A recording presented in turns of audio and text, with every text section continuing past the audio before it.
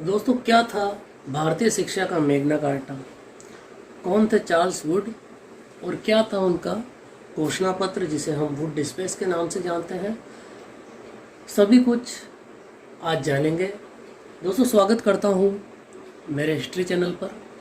और आज का एक महत्वपूर्ण टॉपिक है वुड डिस्पेस, जिससे हर कंपटीशन एग्ज़ाम में जो है सवाल वहाँ से पूछे जाते हैं।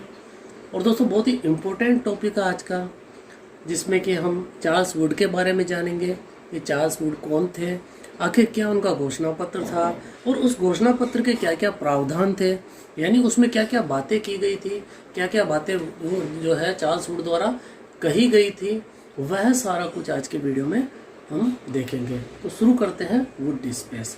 दोस्तों, बात करते हैं जब वुड डिस्पेस की, तो सबसे पहले इसका सन आता है तो 1854, बड़ा ही इम्पोर्टेंट है। 1854 पूछा जाता है, मिलान में आता है वुड डिस्पेस कब आया था, वुड की जो घोषणा पत्र है वो कब हुआ था। तो 1854 ईस्वी में वुड का घोषणा पत्र हुआ था। और अगर हम बात करें तो इसको एक बहुत ही इम्पोर्टेंट सवाल पूछा जाता है यहाँ पे, भारतीय शिक्षा का मैग्ना कार्टा। दोस्तों, भारतीय शिक्षा का मैग्ना कार्टा बहुत ही इम्पोर्टेंट सवाल है, हमेशा पूछा जाता है। अधिकतर जो कंपटीशन एग्जाम है हिस्ट्री से रिलेटेड जहाँ से सवाल पूछे जाते हैं, तो यह सवाल कई बार आया हुआ है कि भारतीय शिक्षा का मैग्ना कार्टा, या हम कहें तो महान अधिकार पत्र, महान अधिकार पत्र। दोस्तों, दोनों नाम आ सकते हैं, भारतीय शिक्षा का मैग्ना कार्टा या महान अधिकार पत्र किसे कहा जाता है। तो वुड डिस्पेस जो वुड के द्वारा घोषणा पत्र था, उसी को भारतीय शिक्षा का मैग्ना कार्टा कहा जाता है।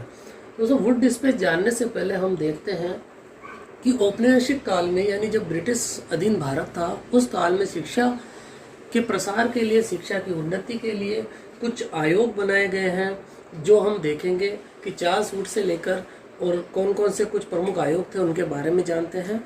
उनके केवल नाम देखेंगे यहाँ पर, और ताकि कभी मिलान में सवाल आए तो हमको उसके एक जो है सीक्वेंस मालूम हो, एक क्रम मालूम हो कि किसके बाद कौन सा आयोग आया था।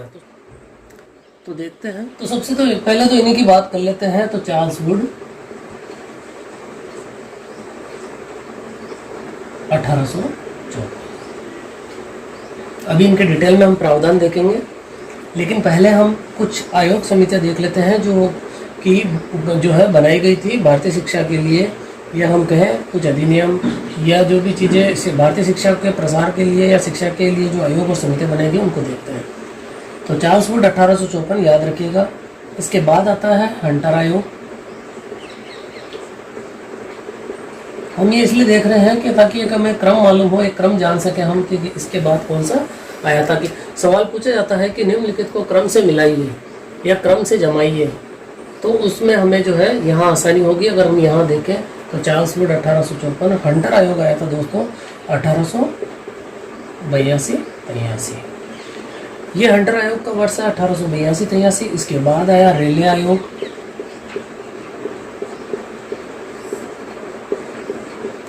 तो रेले आयोग का जो समय था दोस्तों वह था 1902। बहुत ही इंपॉर्टेंट है रेले आयोग। जो हम यहाँ पॉइंट देख रहे हैं सारे इंपॉर्टेंट हैं।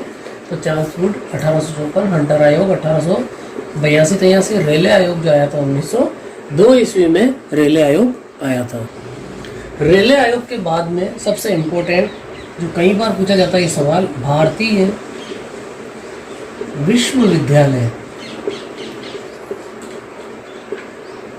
विश्वविद्यालय अधिनियम। तो दोस्तों, यह आया था 1904 में। बहुत ही इम्पोर्टेंट सन है, इसको नोट डाउन कीजिएगा। जो भी आज जो मैं टॉपिक ये जो तथ्य बता रहा हूँ इनको सबको आप नोट डाउन कीजिएगा। तो चार्ल्स वुड 1854, हंटर आयोग 1882-83, सभी शिक्षा से संबंधित आयोग है। रेले आयोग जो है 1902 में आया। भारतीय विश्वविद्यालय अधिनियम जो आया 1904 में आया। इसके बाद एक सरकारी प्रस्ताव आया, और यह आया था दोस्तों 1913 में। सरकारी प्रस्ताव के बाद आया सैडलर आयोग।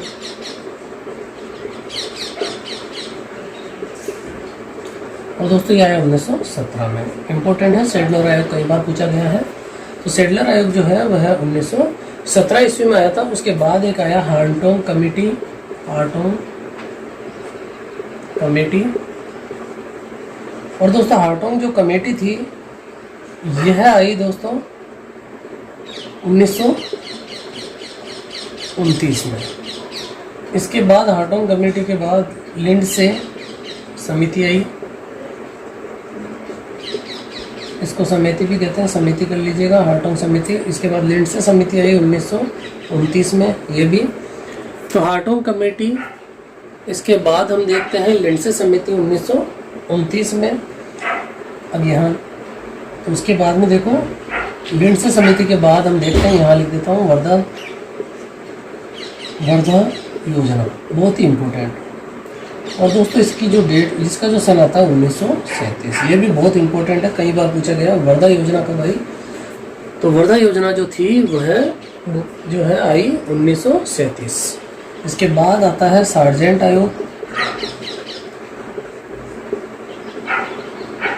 और दोस्तों सार्जेंट आयोग का जो सन होगा वह होगा 1944, यानी वर्धा योजना के बाद में सार्जेंट आयोग। और सार्जेंट आयोग के बाद में आया राधा कृष्ण आयोग।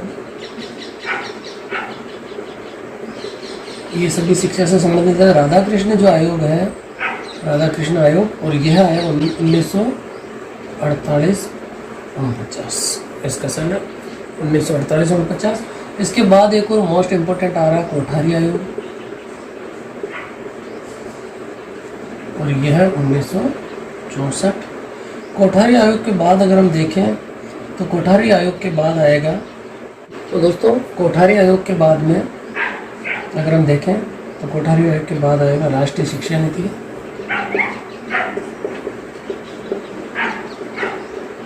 राष्ट्रीय शिक्षा नीति, और यह आई थी दोस्तों 1968 में। कोठारी आयोग का देखते हैं 1964 से 66 तक था।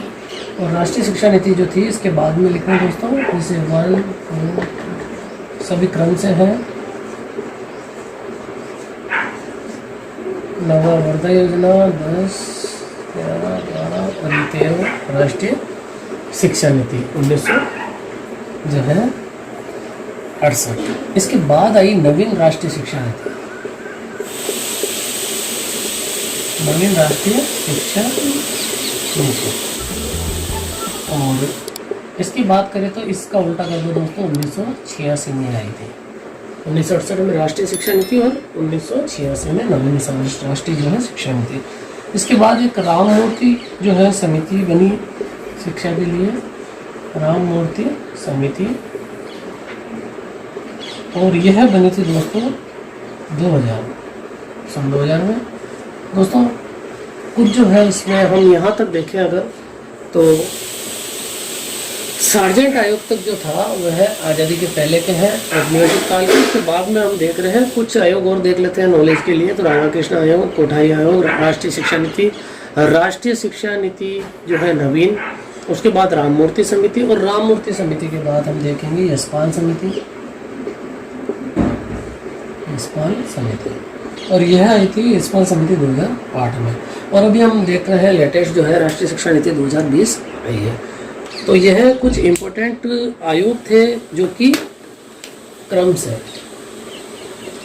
इनका मिलान कई बार आ जाता है, निम्नलिखित को क्रम से जमाइए, या इनके सामने जो सन है उनसे इनका मिलान आता है। तो जो इम्पोर्टेंट है हम देखते हैं, चार्ल्स वुड, हंटर आयोग, रेले आयोग, भारतीय विश्वविद्यालय जो है अधिनियम 1904। इसके बाद देखते हैं सेडलर आयोग, हार्टोंग कमेटी 1929 में आई। इसके बाद लिंडसे समिति आई 1929 में। कई बार ये पूछा जाता है निम्नलिखित में से कौन सी शिक्षा से संबंधित नहीं थी, या शिक्षा से संबंधित आयोग नहीं था, तो उसमें भी हमको ये ध्यान में होना चाहिए कि जो है 3 नाम एक दे देंगे और एक कोई अन्य नाम दे दिया जाएगा। लिंडसे समिति के बाद हमने देखा यहाँ वर्धा योजना, फिर सार्जेंट आयोग, फिर राधा कृष्ण आयोग, कोठारी आयोग, बहुत ही इंपॉर्टेंट, और राष्ट्रीय शिक्षा नीति, नवीन राष्ट्रीय शिक्षा नीति, राममूर्ति समिति और यशपाल समिति। इसके बाद अभी लेटेस्ट हम देखते हैं राष्ट्रीय शिक्षा नीति 2020। अब देखते हैं दोस्तों, शुरू करते हैं हमारा आज का टॉपिक, वुड डिस्पैच, यानी वुड का घोषणा पत्र। इनका नाम था चार्ल्स वुड, जिनके बारे में देखते हैं, उसके बाद इनका प्रावधान देखेंगे। तो इंग्लैंड निवासी चार्ल्स वुड। अब होता क्या, अगर हम वुड डिस्पेस की बात करें तो दोस्तों पूछा जाता है कि यह किससे संबंधित था मुख्यतः, या किस पर आधारित था। यह बहुत ही इंपॉर्टेंट सवाल है जो मैं आपको बता रहा हूँ, जो पूछा जाता है। तो जो वुड डिस्पेस आधारित था वह जो है मुख्यतः विश्वविद्यालय या उच्च शिक्षा पर आधारित था। तो ऑप्शन में यही आएगा कि विश्वविद्यालय यानी विश्वविद्यालय शिक्षा, या हम कहें उच्च शिक्षा पर आधारित। तो दोस्तों बहुत ही इंपॉर्टेंट सवाल है कि वुड डिस्पेस किस पर आधारित था। तो यह मुख्यतः विश्वविद्यालय। इसके अलावा हम देखें तो जो चार्ल्स वुड थे, समय था दोस्तों, अगर हम देखें तो लॉर्ड डलहौजी, याद रखना वुड डिस्पेस जो आया था इसके समय में था। तो समय था लॉर्ड डलहौजी का, और लॉर्ड डलहौजी के समय यह जो वुड थे, हम यहाँ नाम लेते हैं इनका चार्ल्स वुड, यह उस समय बोर्ड ऑफ कंट्रोल के, यानी डलहौजी के समय, लॉर्ड डलहौजी के समय बोर्ड ऑफ कंट्रोल जो बनाया गया था, बोर्ड ऑफ कंट्रोल यानी जो निदेशक मंडल था, तो बोर्ड ऑफ कंट्रोल जो बनाया गया था उसके जो है यह जो चार्ल्स वुड है वह अध्यक्ष थे। चार्ल्स वुड जो है बोर्ड ऑफ कंट्रोल के अध्यक्ष थे। तो यह अध्यक्ष थे, तो इन्हीं के नेतृत्व में इनको एक जिम्मा सौंपा गया भारत की शिक्षा नीति के लिए लॉर्ड डलहौजी द्वारा, कि वे भारत में शिक्षा कैसी हो, और एक उन्नत शिक्षा प्रणाली के लिए हम कहें तो वुड को जो है यह कार्य चार्ल्स वुड को सौंपा गया कि आप कुछ ऐसी नीतियाँ दीजिए, हमें ऐसे प्रावधान दीजिए ताकि हम जो है भारत में उच्च शिक्षा का प्रसार कर सकें और अंग्रेजी शिक्षा को भी जो है बढ़ावा मिल सके। उस हिसाब से जो है चार्ल्स वुड को बोला गया कि आप हमें जो है कुछ ऐसा प्रावधान दीजिए, या हमें कुछ ऐसी सलाह दीजिए, या ऐसी कुछ नीतियाँ बनाएं जो भारतीय शिक्षा के लिए काम आए। और उसके बाद जो है यह चार्ल्स वुड जो है अपनी नीतियाँ या कहें अपने सुझाव, जिसे हम वुड का घोषणा पत्र कहते हैं, 1854 ईस्वी में यह जो है उनको लॉर्ड डलहौजी जो है उनको भेजते हैं, और सुझाव पत्र जो है उनको यहाँ हम कहें घोषणा पत्र भेजते हैं। और यह अगर हम देखें तो यह वुड डिस्पेस जो है दोस्तों इतना व्यवस्थित, संतुलित, या हम कहें बहुआयामी जो है शिक्षा का जो प्रस्ताव था, और इसे जिसने जो है ब्रिटिश शासन की जो है शिक्षा नीति को एक अच्छी दिशा दी थी, और काफ़ी जो है इसकी जो इनकी सिफारिशें लागू की गई थी। और इसी के आधार पर हम देखते हैं कि 3 विश्वविद्यालय जो 3 प्रेसिडेंसी थी, मुंबई जो है, मद्रास, कलकत्ता, उनमें बनाई गई। इसके अलावा जो है इनको लागू किया गया, बैथून स्कूल खोले गए, और सभी प्रांतों में जो है शिक्षा विभागों का जो है बाद में गठन भी किया गया। और इसके जो विधियाँ थी चार्ल्स वुड की, वह लगभग जो है इनके आदर्श जो थे, इनके प्रावधान जो थे, लगभग 50 वर्षों तक प्रभावी रहे। तो हम एक तरह से कहें तो इनके जो वुड डिस्पेस जो है भारत में जो है भावी शिक्षा के विकास के लिए एक अच्छा दस्तावेज, या हम कहें क्रांतिकारी दस्तावेज था। तो बात कर रहे थे हम चार्ल्स वुड की, बोर्ड ऑफ कंट्रोल के अध्यक्ष थे, और इन्हीं के नेतृत्व में हम कहें तो डेट आती है दोस्तों 19 जुलाई 1854। 19 जुलाई 1854 को भारतीय शिक्षा नीति के लिए सुझाव देने के लिए, यहाँ हम देखते हैं 19 जुलाई 1854 को भारतीय शिक्षा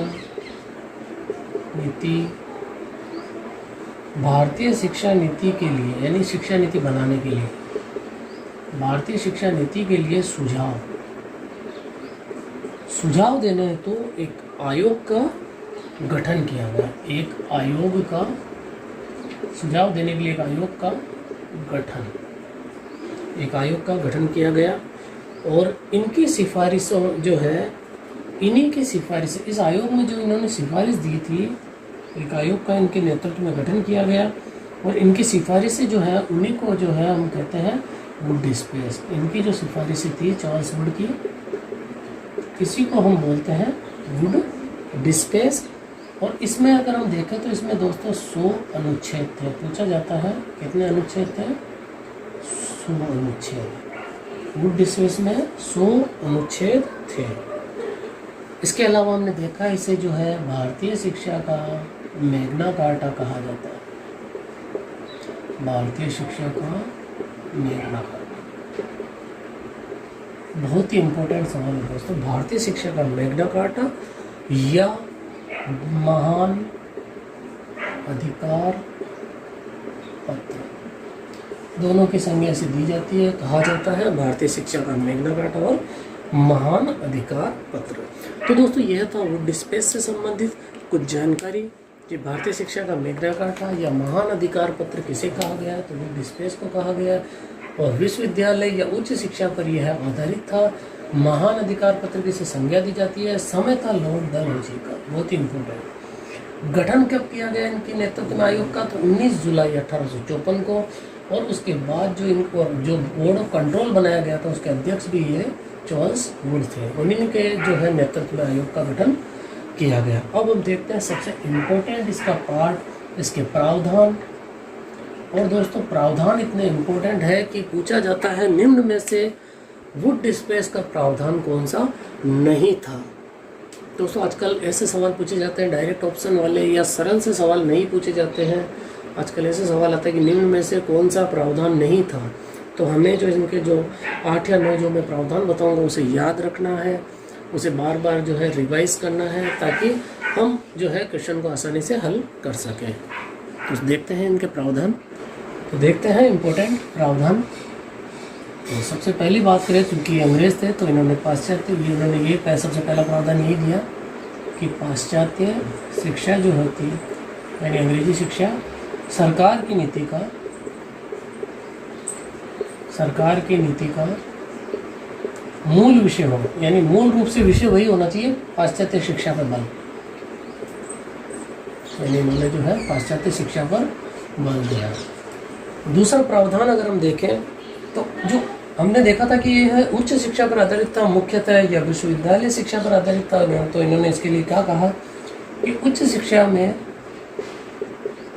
जो हायर एजुकेशन प्राप्त करेंगे उच्च शिक्षा हेतु अंग्रेजी जो है भाषा पर बल दिया। यानी वहाँ जो है अंग्रेजी भाषा होती है, अंग्रेजी भाषा पर बल। तीसरा देखते हैं। तीसरा जो था इसमें देसी भाषाओं के महत्व को भी इन्होंने स्वीकार किया। यानी जो छोटी क्लासें हैं जैसे 1 से 8 या ग्रामीण इलाकों में जो है, तो उन्होंने यही कहा कि वहाँ पर जो स्थानीय भाषा है या देसी भाषाएं हैं उस पर बल दिया कि उसमें शिक्षा देनी चाहिए। तो देसी भाषाओं पर भी बल दिया। देसी भाषाओं जो है कि देसी भाषाओं के महत्व पर बल दिया, यानी देसी भाषाओं में होनी चाहिए, इन्होंने कहा था। अगर चौथा हम देखें तो प्राथमिक शिक्षा, यही जो अगला पॉइंट इसी से संबंधित है। प्राथमिक शिक्षा जो है यानी 1 से 8 प्राथमिक शिक्षा जो है वह स्थानीय भाषा में हो या देसी भाषा में दी जाए। तो 4 पॉइंट है, वापस एक बार रिवाइज करते हैं इनको। पाश्चात्य शिक्षा सरकार की नीति का मूल विषय हो, उच्च शिक्षा हेतु अंग्रेजी भाषा पर जो है बल, यानी पाश्चात्य शिक्षा सरकार की नीति का मूल विषय हो, उच्च शिक्षा हेतु अंग्रेजी भाषा पर बल, देसी भाषाओं के महत्व पर भी इन्होंने बल दिया। प्राथमिक शिक्षा किस में देनी चाहिए, इनके अनुसार देसी भाषा में देनी चाहिए। इसके अलावा अगला देखते हैं 5वां। तो दोस्तों 5वां बहुत ही इम्पोर्टेंट है। 5 प्रांत बताएं, 5 प्रांत। और यह 5 प्रांत है दोस्तों मद्रास, हम देखते हैं इस पॉइंट को, मद्रास, बंगाल और बंगाल के अलावा बम्बई, यानी जो प्रेसिडेंसी थी। बम्बई के अलावा हम देखें तो पंजाब, मद्रास, बंगाल, मुंबई, पंजाब और उत्तर पश्चिम प्रांत।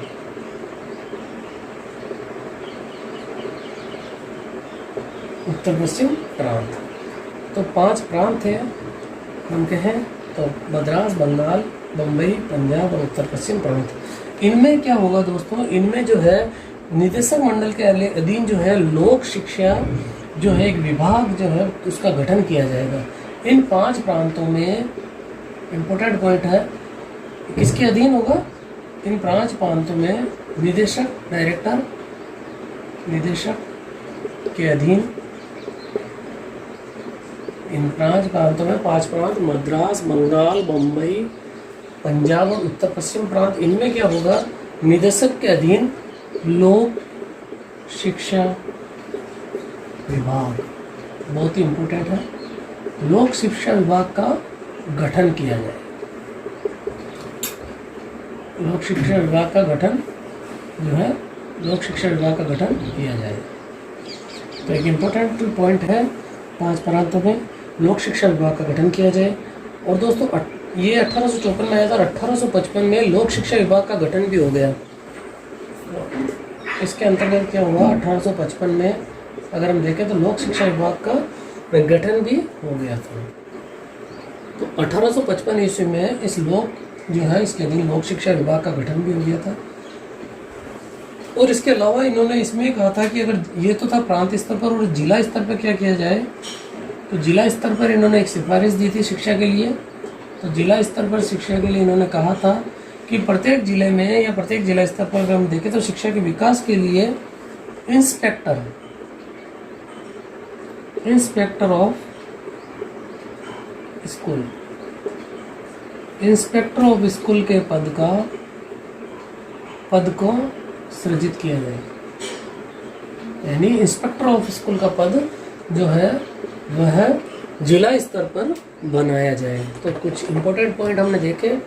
5वां पॉइंट अभी हमने देखा 5 प्रांत। जो 5 प्रांत कौन से थे, नाम पूछे जाते हैं, इनमें से कोई एक प्रांत अलग बता देंगे और यहाँ सवाल गलत होने की जो है पूरी संभावना रहती है। तो यहाँ हमने 5 पॉइंट देखे दोस्तों। 5 पॉइंटों में पाश्चात्य सरकार की नीति मूल्य से हो, शिक्षा जो है उस शिक्षा अंग्रेजी, देसी भाषा को महत्व, प्राथमिक शिक्षा, इसके अलावा 5 प्रांत, इनके नाम इम्पोर्टेंट है। यहाँ सवाल जो है गलत होने की पूरी संभावना रहती है। तो ये 5 प्रांत देखिएगा, मद्रास, बंगाल, बम्बई, पंजाब और उत्तर पश्चिम प्रांत। निदेशक मंडल के अधीन एक लोक शिक्षा विभाग की सिफारिश की गई। तो उसी के अधीन जो है आगे हम देखें तो 1855 में एक लोक शिक्षा विभाग का गठन भी किया गया। इसके अलावा जिला स्तर पर अगर शिक्षा की बात करें तो इंस्पेक्टर ऑफ स्कूल का पद जो है सृजित किया जाए, इनके द्वारा ये सिफारिश दी गई। अब हम देखते हैं इसकी अगले सिफारिश, छठा देखते हैं। तो इसमें कहा गया था कि लंदन विश्वविद्यालय की तर्ज पर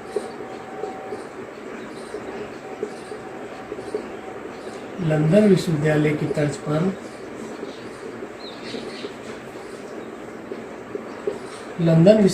तर्ज पर तीनों प्रेसिडेंसियों में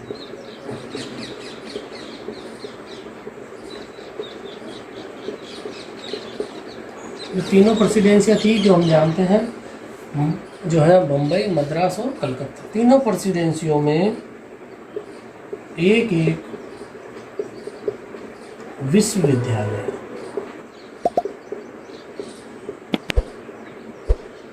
बहुत ही इम्पोर्टेंट पॉइंट है कि तीनों प्रेसिडेंसियों में एक एक विश्वविद्यालय बनाने का सुझाव किसने दिया था? तो चार्ल्स वुड ने दिया था। और किसके अंतर्गत दिया था? अपने वुड डिस्पेस या अपने घोषणा पत्र के अंदर दिया था। तो एक एक विश्वविद्यालय की स्थापना की जाए।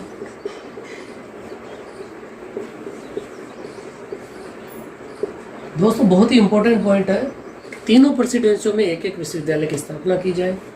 और इस अगर हम देखें ये विश्वविद्यालय, तो एक यहाँ एक इम्पोर्टेंट सवाल बनता है, पूछा जा सकता है, बहुत ही इम्पोर्टेंट है कि विश्वविद्यालय की स्थापना का अगर विचार की बात करें तो यह विचार जो दिया था वह जॉन मॉट ने दिया था। विश्वविद्यालय की स्थापना का विचार जॉन मॉट ने दिया था, पूछा जा सकता है। तो लंदन विश्वविद्यालय की तर्ज पर तीनों प्रेसिडेंसियों में एक एक विश्वविद्यालय की स्थापना की जाए। तो इसी के अंतर्गत कलकत्ता में प्रथम विश्वविद्यालय बना था। कलकत्ता में इम्पोर्टेंट है कि सबसे पहले विश्वविद्यालय कहाँ बना था? तो कलकत्ता में प्रथम विश्वविद्यालय, भारत का यूनिवर्सिटी कलकत्ता प्रथम विश्वविद्यालय बना। और उसके अलावा जो हम देखें तो 1857 तक जो है सभी, पहला तो ये बन गया, उसके बाद 1857 तक जो है सभी विश्वविद्यालय अस्तित्व में आ गए थे। यानी आगे देखते हैं 1857 तक, यानी ये सभी विश्वविद्यालय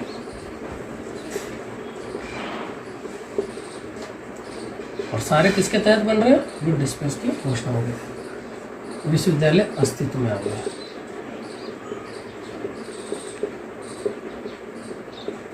कलकत्ता में प्रथम विश्वविद्यालय, याद रखिएगा इंपॉर्टेंट सवाल है। सबसे पहला विश्वविद्यालय कहाँ बना? तो 1857 की बात करते हैं। तीनों प्रेसिडेंसियों में इसके तहत विश्वविद्यालय बने हैं, तो कलकत्ता में प्रथम विश्वविद्यालय बना।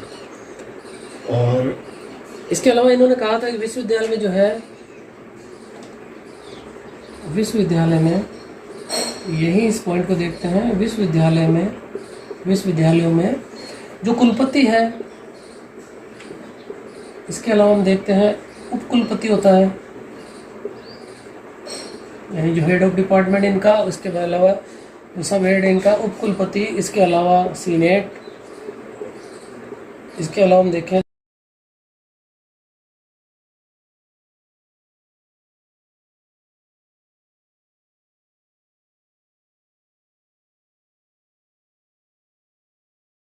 भी नियुक्ति है, यह है इसमें कहा गया कि सरकार करेगी। यानी अब देखते हैं सातवां पॉइंट। तो सातवां पॉइंट बहुत ही जो है दोस्तों सरल है, स्त्री शिक्षा पर बल दिया। यानी इन्होंने स्त्री शिक्षा पर बल, बहुत ही अच्छा काम किया था इन्होंने, स्त्री शिक्षा पर बल दिया। तो इसके अलावा इन्होंने निजी जो लोग थे उनके लिए भी कुछ कार्य किया कि निजी लोगों को शिक्षा के जो विकास के लिए सरकारी अनुदान की इनको सुविधा दी। तो 8वां पॉइंट देखते हैं, निजी लोग जो थे, प्राइवेट निजी लोगों को शिक्षा के विकास के लिए, निजी लोगों को शिक्षा के विकास के लिए जो है अनुदान दिया गया, अनुदान की सुविधा। तो 2 पॉइंट और देखे हमने, स्त्री शिक्षा पर बल और निजी लोग जो है उनको शिक्षा के विकास के लिए अनुदान की सुविधा दी। तो उसमें कहा गया कि तकनीकी इम्पोर्टेंट है, टेक्निकल एवं व्यावसायिक, तकनीकी एवं व्यावसायिक जो है विश्वविद्यालय की भी स्थापना की जाए।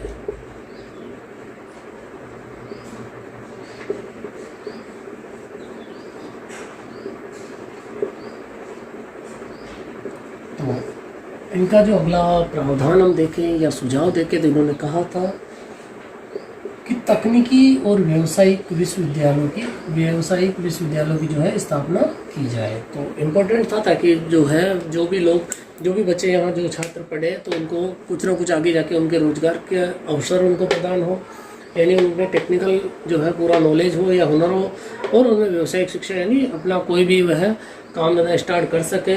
तो इसलिए तकनीकी विश्वविद्यालयों की, जैसे हम देखते हैं आजकल ITI है, पॉलिटेक्निक, उस प्रकार से जो है तकनीकी विश्वविद्यालयों की स्थापना की जाए। तो दोस्तों यह था वुड डिस्पेंस, और सबसे इम्पोर्टेंट जो पार्ट है इसका वह इसके प्रावधान है। और हम देखें तो इनके जो अधीन आयोग का गठन किया गया था जिसके अध्यक्ष थे वह आज हमने देखा।